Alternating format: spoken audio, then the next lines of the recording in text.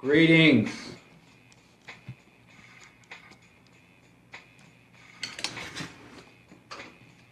Live again. Monday morning. It's the Diallo Show. October 24, 2016. Let's jump in with both feet. We have an interesting, engaging, and perhaps even controversial show on the ready. All queued up. So let's make it happen, captains. Diallo Show, Q4 Radio, AM 1680. Straight out of Chicago.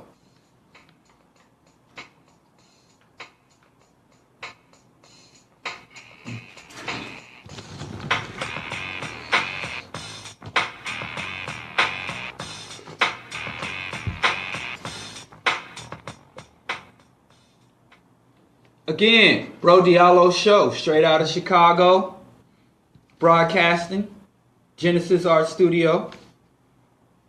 Now, I just want to start off talking today about culture, because it's a word that's thrown about, especially in the conscious community, but in also just in the United States itself. The concept of culture, American culture, the American people, and it's just a word that is very prominent, but I don't think it's very well understood.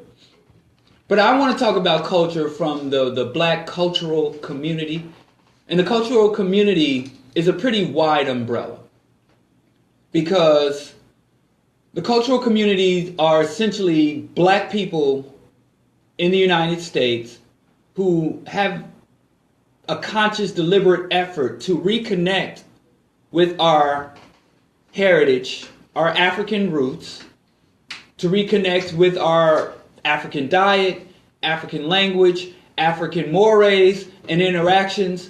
And it is assumed, but it is often, I think, inaccurate to assume that the reason that this is done is in order to reconnect and liberate ourselves, reconnect with our ancestral roots in order to liberate ourselves from the current paradigm of capitalism, white domination, Western hegemony. Now, I think that part often is assumed, but most often in my own observations, in my own experience, that last part isn't the case most often. Whereas you have a black person in the African diaspora, but I'm speaking specifically about the cultural community in the United States. And anywhere you go, if there's a half a black person in that area, you're going to find a cultural community. Now, I have direct and ongoing connections to the cultural community and cultural community, the African-centered community, the conscious community, and now young people say woke, and now there's a hotep, disparagingly used to call the hoteps, but you have black people not born on the African continent, but trying to reconnect with indigenous and often ancient African culture. I've just always said it was the cultural community, and everywhere I go, that's the community I kind of gravitate to. But you have other populations of black folks. Probably the biggest population, cultural, ethnic, ideological population is probably the black Christian community. The Baptists, the Methodists, but mainly Baptists, black Baptists, the Southern Baptist Convention. That's probably the biggest community. And then you have other smaller communities, the fraternity, the people that are all into the fraternities and the sororities. When I visited Atlanta, I got just a small glimpse of that actual culture. And that is a defined and actual mentality, a consciousness. It's a community. So it's not just the cultural community. You have the what I call the Negrogentia, or the black intelligentsia, which are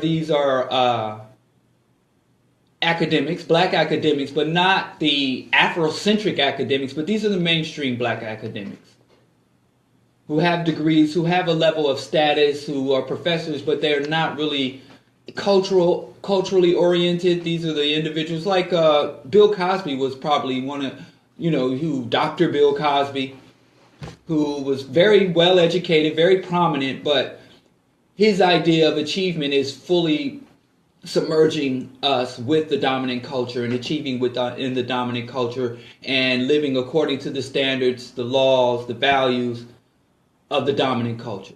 So that's more of the Negro Gentsia. Well educated, often very successful, have a lot of resources. Oprah.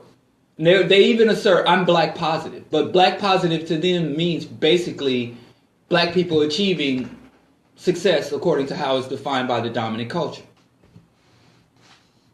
But the cultural community, that's the community I most identify with. And there's different sects within the cultural community. I'm probably on the low end of the hierarchy because I don't fuse my daily conversations with African phrases or words. I don't wear African garb or what's considered African garb. See, but my opinion, because I'm black, if I pay for it, if I own it, if it's my personal property, then it's African. So my Converse All-Stars are African Converse All-Stars because they mines and you ain't about to touch them, take them, or mess with them. That's African enough for me. But, you have people who wear African clothing, fuse their language with, they will use, and a lot of times I'll be talking to a brother and he'll just flip into Twa or Swahili. I'm like, excuse me? Oh, brother, I was just saying. You come up, but then a lot of times it's the greetings. They'll greet you, Alafia, Hotep, And then there's a lot of Islamic contaminations where people don't really distinguish. A lot of times people outside the cultural community will think that if you're being Islamic, then you're being African, or more African than if you're not Islamic. Which I don't see how, to use Dr. Bobby Wright's notion, that's a pathological denial of history and reality to assume that Islamic culture is more African than Christian culture or whatever. I don't know. But the reason I want to get all into that is because I think there's a lot of confusion about culture in general and Afrocentric or African-centered or cultural nationalist culture in general. So the first thing I want to do is try to define culture. Now, the standard definition of culture is basically the highest aspirations or views of a people's artistic and intellectual pursuits. So the arts and the intellect, the ideas that drive a society. Because when you look at even the industrial elements, the architectural elements, even the technology, it's all driven by people's ideas, their self-perceptions, their aspirations. That's their culture.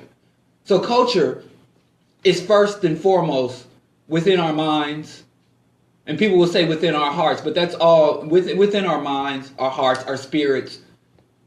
But basically, our perception, our vision, how we perceive ourselves, how we perceive the world, and how we seek to engage the world. But there's another definition, a scientific or in biology, a culture is something that you grow a specimen in. And the culture is a container, a defined container, generally a petri dish. And within that container is everything that specimen needs to grow, needs to reach its potential.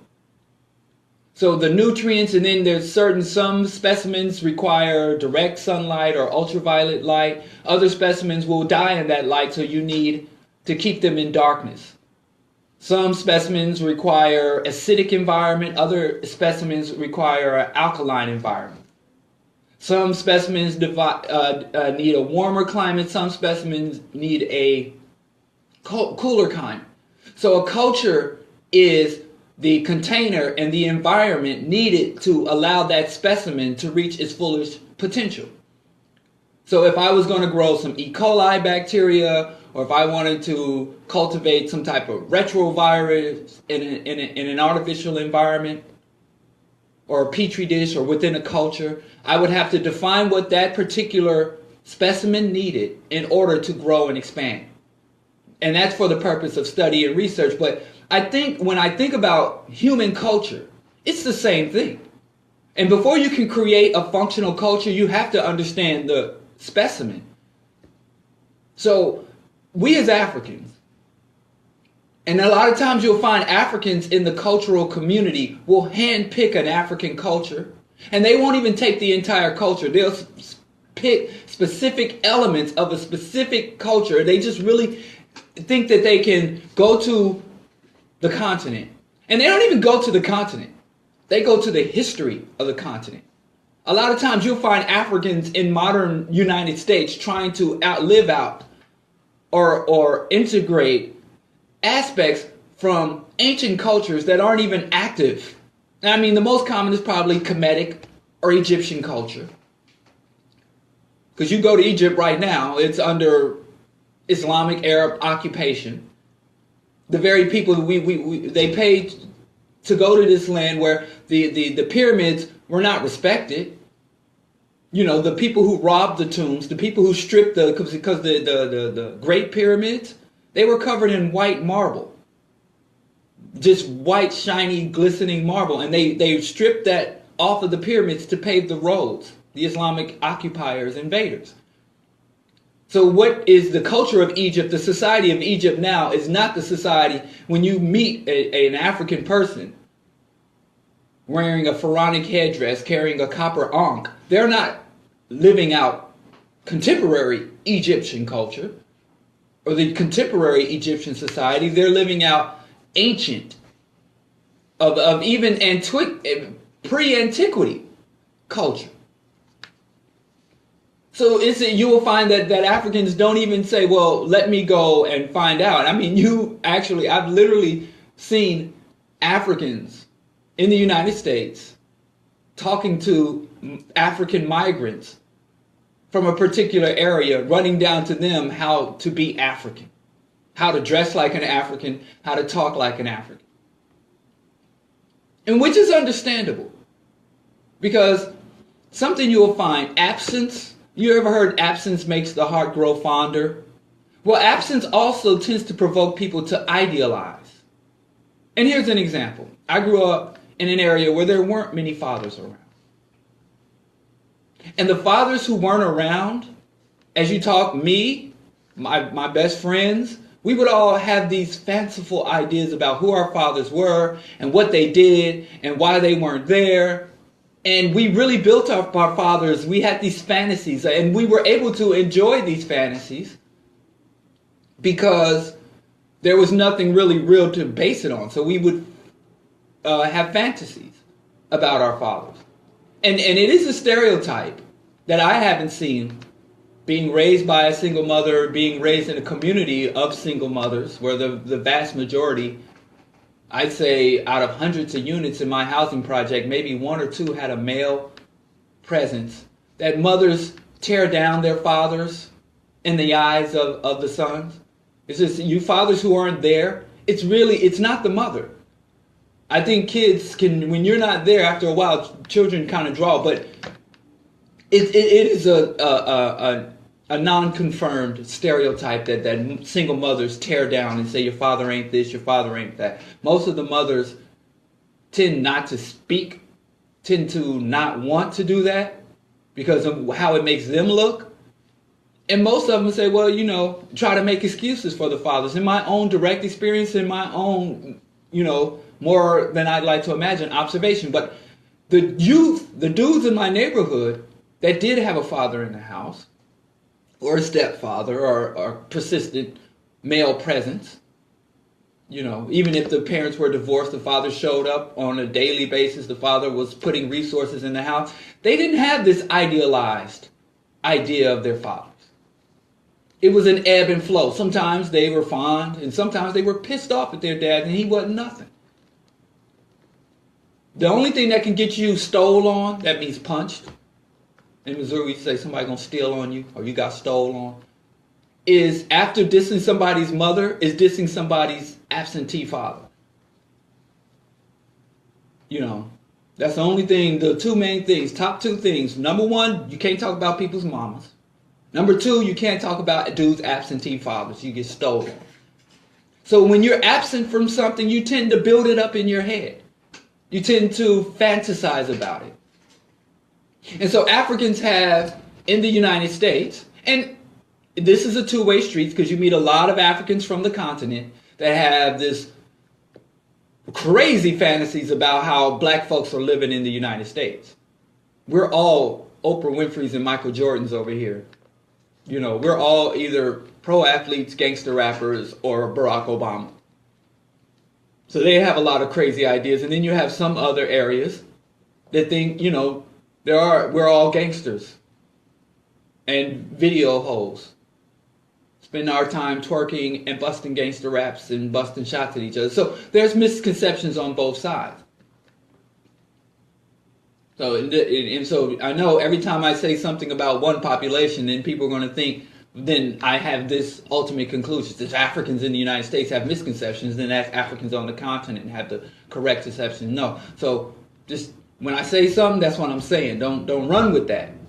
But I find you have to do that all the time. I mean, I'm just saying that because I just made a post critiquing women or issues with women, feminism, and they were like, oh, so you think men are perfect? Or I critique women, and then people jump in my grill talking about, oh, so women can do no wrong.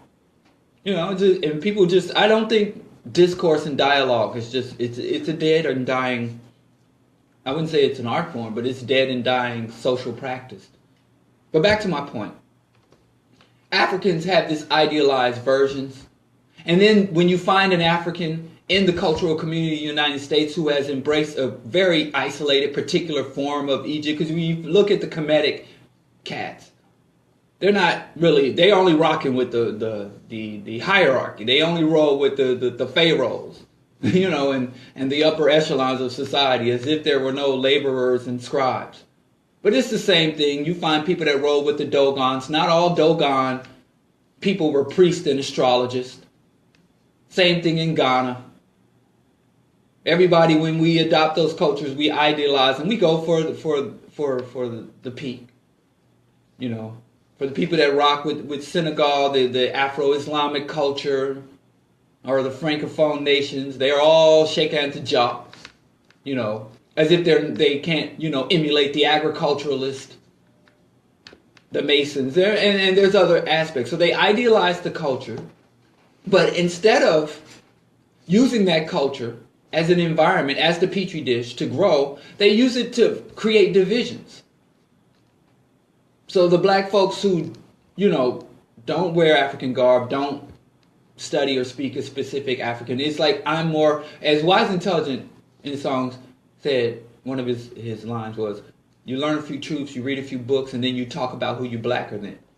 So your return to African culture is not about existing in a way that is subversive to the dominant oppressive paradigm.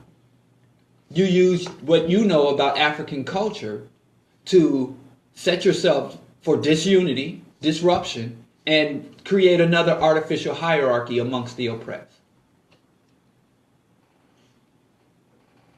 You kind of throw it in people's face. Look what I know versus what you know. Look what I understand versus what you understand. You know. So that is an issue. That is a perversion of culture. And it's not even really culture. It's aesthetics. Because you have culture, then you have subculture, you have anti-culture. Culture to me is the petri dish. Culture to me, amongst a people, when you have a defined people, are the ideas, the practices, the goals, the visions, the instruments that a people use to preserve themselves and help themselves expand. Not necessarily in numbers.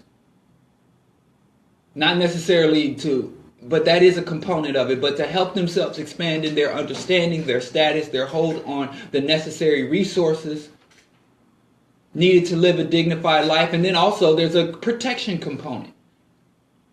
Because if you have a proper culture, then nothing can just come in or exit that culture freely.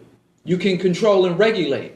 So people can't dump drugs, toxic culture, music, guns in your community. People can't just come to your community and extract resources, make money, set up, you know, businesses, sell you toxic products, and then take that profit off to their communities while leaving your communities in disarray. leaving your youth jobless. So culture is also a membrane that regulates what comes in, under what terms it comes in, and what exits, and under what terms it exits. So culture in that sense, many of our people do not have any concept of real culture. They only engage in what I call aesthetic culture.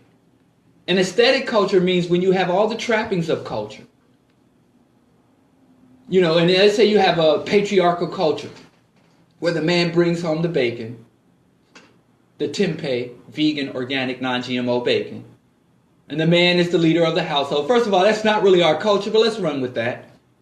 But then the aesthetics of such a culture is the man doesn't truly control the economy. The man does not have any say over how the resources of the society are garnered, how they're gained, processed, refined, redistributed amongst the people. You have no say. You have a job. And so I'm going to take this, the fact that I have a job, I have a title that someone else grants unto me.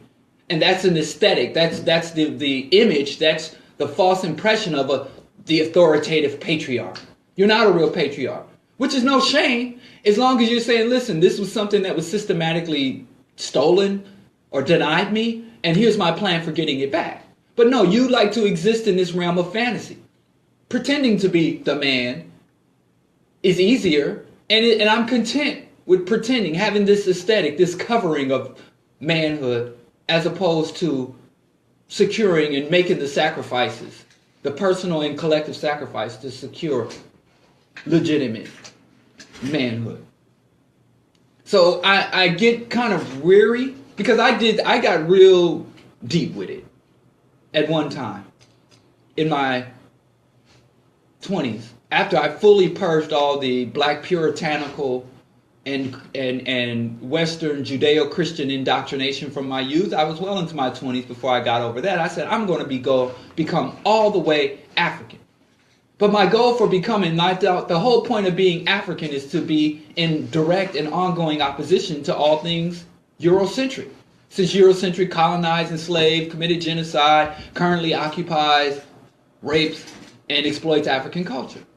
But then when I got embedded, first I went to the Asar Set Society and I started the Tree of Life meditation. I read the Metu Neter, both volumes, and I went and got this thing called a crown. They were calling them crowns in Brooklyn, but it was just a cloth hat made of African cloth.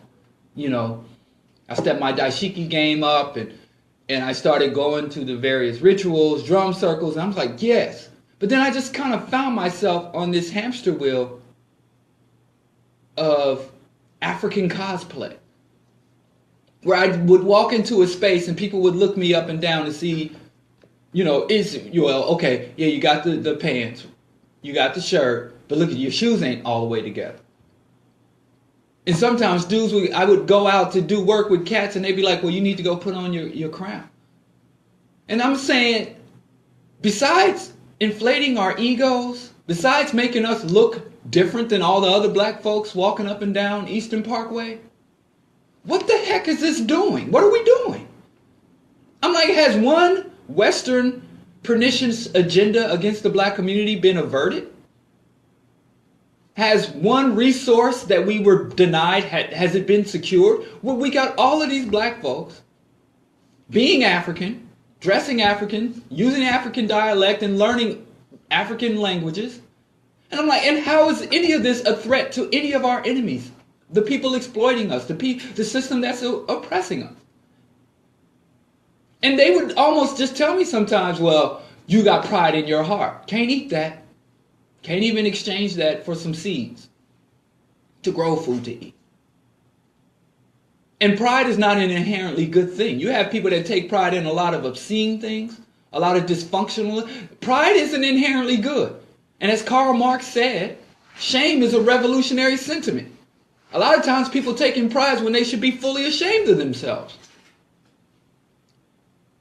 So, it's all I'm supposed to get is pride. I had pride before I did this. I had pride when I was, wearing those Morris Blackman Nike t-shirts. It's not really rooted in what I'm wearing or not wearing.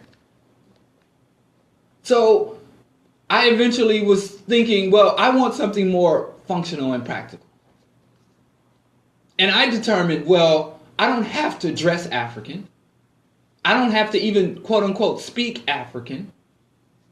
I don't have to eat African. I just need to be. I just have to act in the best interest of my people and act in the opposition to those who seek to exploit my people. And therefore, I'm African. I mean, I'd go to these meetings where there were 30-minute arguments about who's been to Africa and who hasn't been to Africa.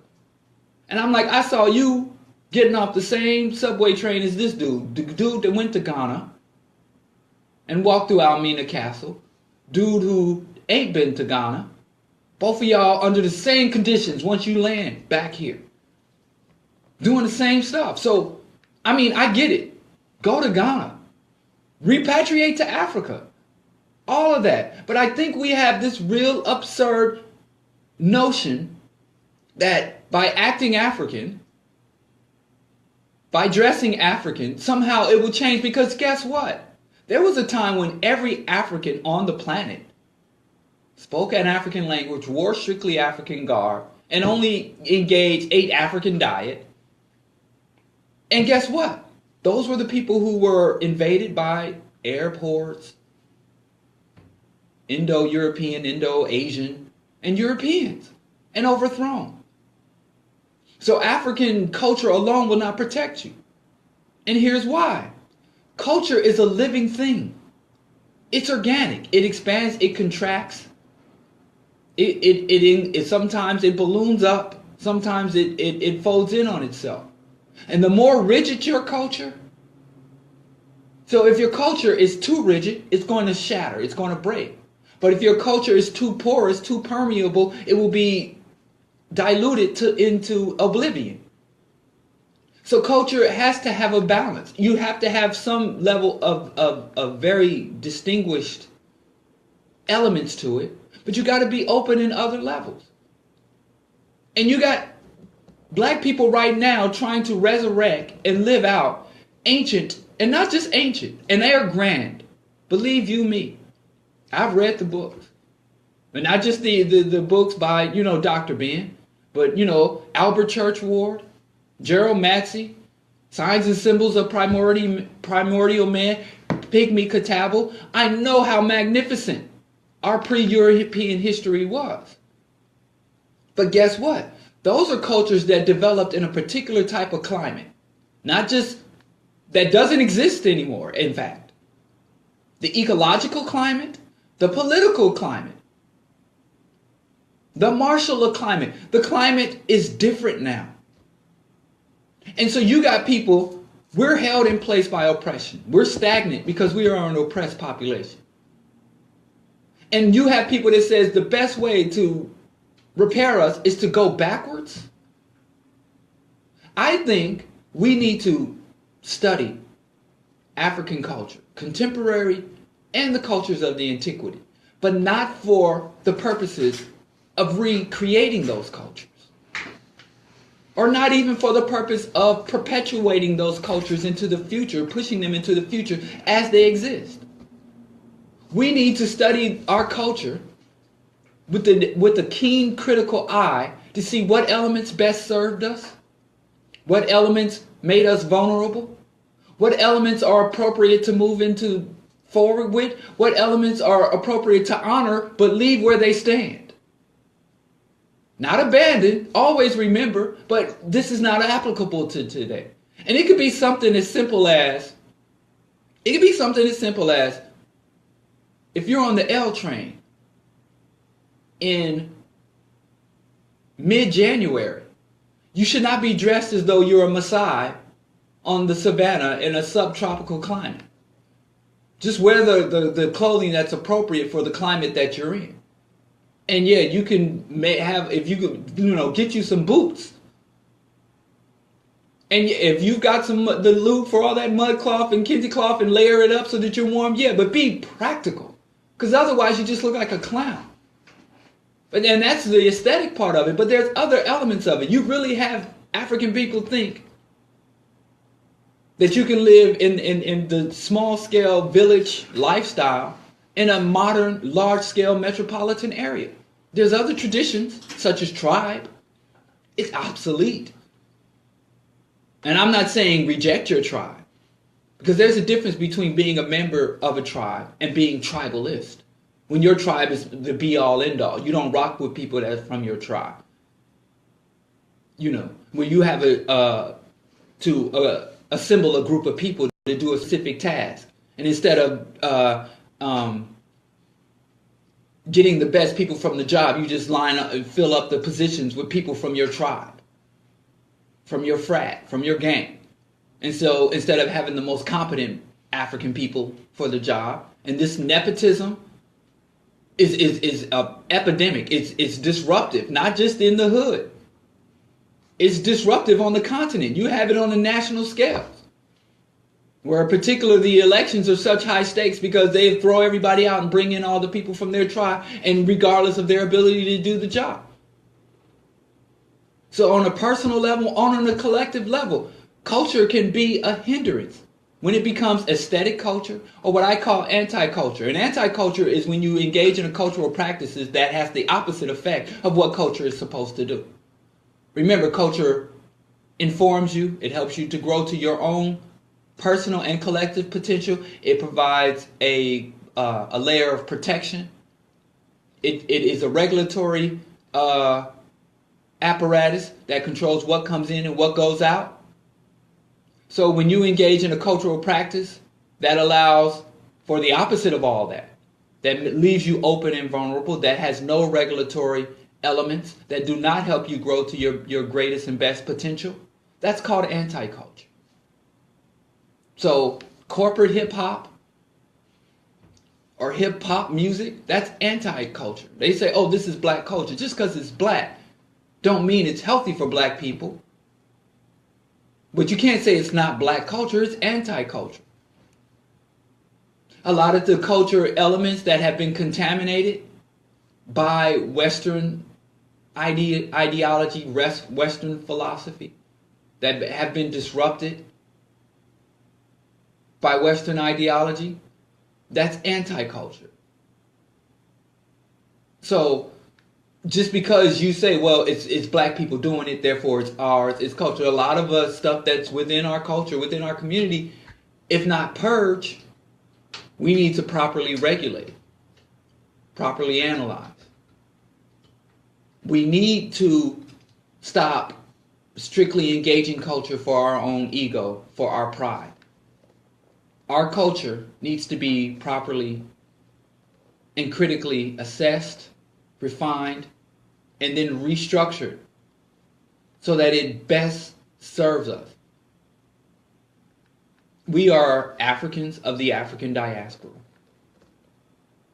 We don't have to dress a certain way to be that. You just by simply being, you are that. Now you have to say, well, there's a specific task, there's a specific mission for an African born in the diaspora. What that means, the history, what our ancestors set about doing, how we came to be who we are, and who we intend to be into the future.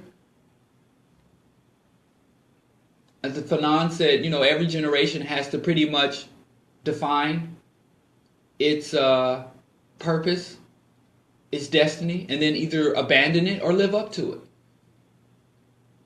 You look at the conditions of the world. Are you content with our state in the world? Do you intend to further entrench us in the way of the world? Do you intend to change the world and change our standing and position in it? And if you do intend to change that, then you have to construct a culture. And again, culture, we do not serve our culture. Culture is not a pass-fail exam. Okay, you are African culture, you are not. You are culture. Culture, it's the proof is in the pudding. What are the ultimate outcomes? How are you able to properly engage other African people, build with other African people on an interpersonal level, on an intimate sexual level, and on a collective level? Whether you have articulated or even clearly defined what the culture is, if you have functional relationships, if you have viable, rational goals, individual and collective viable rational goals, and you have a defined plan that you're advancing on to reach those goals, whatever you're doing, that's your culture, and it's functional, it's working. Maybe you don't have the rituals, the pomps, and the circumstances of surrounding the culture, but that's your culture. I think it's better to engage culture consciously, because 99 times out of 1, if you're not consciously defining and understanding what you're doing, you're not going to stumble upon it. That's an anomaly. So I know what my culture is. I'm a Pan-African revolutionary. And I seek to build and expand Pan-Africanism, but not the aesthetics of Africanism. I mean the practical, securing and directly controlling all of the resources needed for Africans to live a dignified life. And also setting us up so that we can have direct and effective opposition to all oppressors, all people whose agendas rest on exploiting or extracting from my people in a community level or the continental level. My culture is not African American culture. The African American, there is an African American culture, and it is a direct, unbroken line from the hulls of the slave ships, the shanties of the slave shacks, to the sharecropper and tenements. It's an unbroken line. The African American is a minority, and it is a shrinking and eroding minority and agenda. And the African American agenda is to be fully American, to drop off that African and just be fully equal to America. But America is not a viable or sustainable society or system. So basically, the African American is just working really hard to get into the luxury suites in the Titanic. You're trying to move from the steam room of the Titanic up to, but the whole ship is sinking. But the Pan-Africanist, then I am aligned with Brazilian, Haitian, continental African, Africans in Brixton, all Africans who say, hey, we want to create a separate, distant, and self-sustained system of economics, culture, entertainment, labor, politics, all areas of human relations. We want to rework and redefine that in a sustainable way, on our terms. We want to redefine how resources are identified. What is a resource? We want to redefine the very concept of so-called development, meaning that you turn living systems into dead artificial systems for profit. And so that's what informs my culture. How I dress, how I speak, how I entertain myself, how I educate my children, how I engage with other African people in my environment, whether they align with my specific cultural slant or not. It dictates everything else. But again, that it's not rigid. I don't go up to people and like, well, you are not, you are, you worthy, unworthy, worthy, unworthy. Because the culture that I have, I know that because every time there's a new technology, every time there's a new discovery, a new bit of information, it changes culture. So if there's a new technology and you have a rigid culture, it's going to shatter it. If you have a new technology and you have a overly porous, overly liquid culture, it's going to completely transform it, if not exterminate it. So my culture, you have a level of cultural integrity. And not in terms of the moral sense, like I'm uncorruptible. Integrity means its ability to hold its own unique shape, its own unique form, even when engaged or connected by or contacted by other foreign forms. It doesn't totally get assimilated by it, but it doesn't completely reject it either. There is a level of integrity and there is a level of exchange. So if there is a new technology coming from anywhere in the world, coming from any other culture, we can evaluate it and say, well, this is good for us, so we're going to incorporate it. We're going to embrace it. Or we're going to say, this is not good for us. We're going to reject it out of hand. Or we can say these elements of this new technology, this new practice, this new information, elements of it are good, elements of it are bad. We're going to eat the meat, throw out the gristle. We have to be a dynamic people. And a lot of these so-called black conservatives, a lot of these, and I hate to keep saying the name, but I just trying to pick individuals that we all know. Like these what I call them black Puritans. These are people who are very rigid with the culture. such as, with Dr. Umar Johnson's, Minister Farrakhan. These are very rigid individuals. The irritated genie of Sophie's. There's a lot of very rigid individuals who think that our culture is it's a pyramid. It's a hard, ancient thing. That if you put solar powers on the pyramid, if you put anything modern on this ancient, rigid structure, you have defiled it. And I'm thinking, how can you radically transform the outer society, the larger society, the dominant society, and you don't even have the capacity to radically, for internal revolution, for internal transformation. So I'm going to be this rigid instrument that's going to create change all around me, but remain unchanged. That just doesn't happen. And we look at most of our most honored revolutionaries. Malcolm X are the two are most iconic in the United States. Malcolm X and Dr. King. Transformative individuals. We all know about Malcolm's transformation. We all know.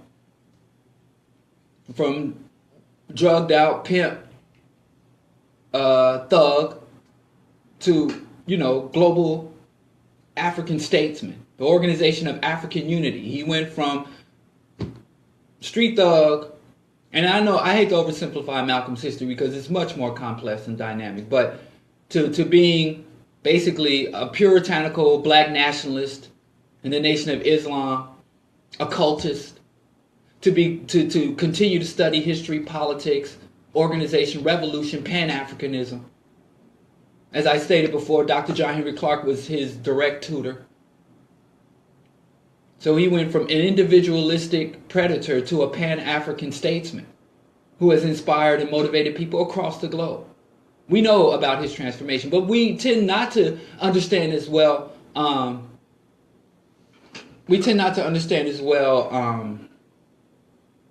Dr. King's transformation. Dr. King became a radical. Dr. King became a revolutionary. He was not rigid.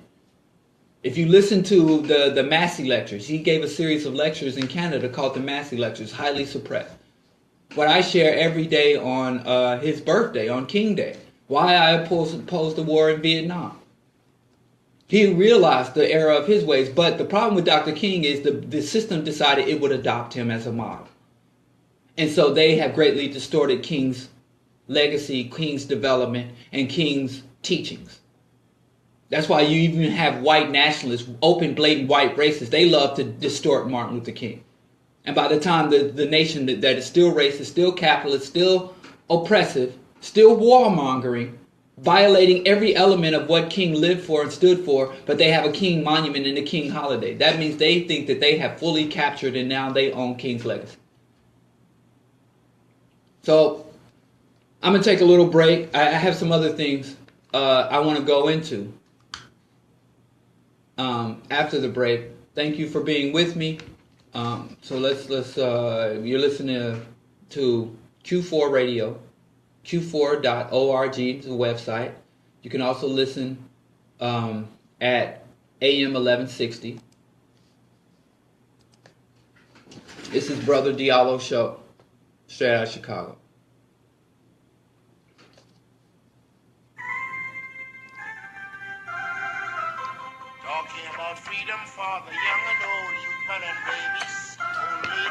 Thanks for tuning in. I hope you stay with us. We're going to, you can go to the Q4 Facebook page, Q4 Radio, to listen live from the page. You can also go to the QUE4 website, q4.org, to listen live. And the show will be archived at diallokenyatta.com. Peace.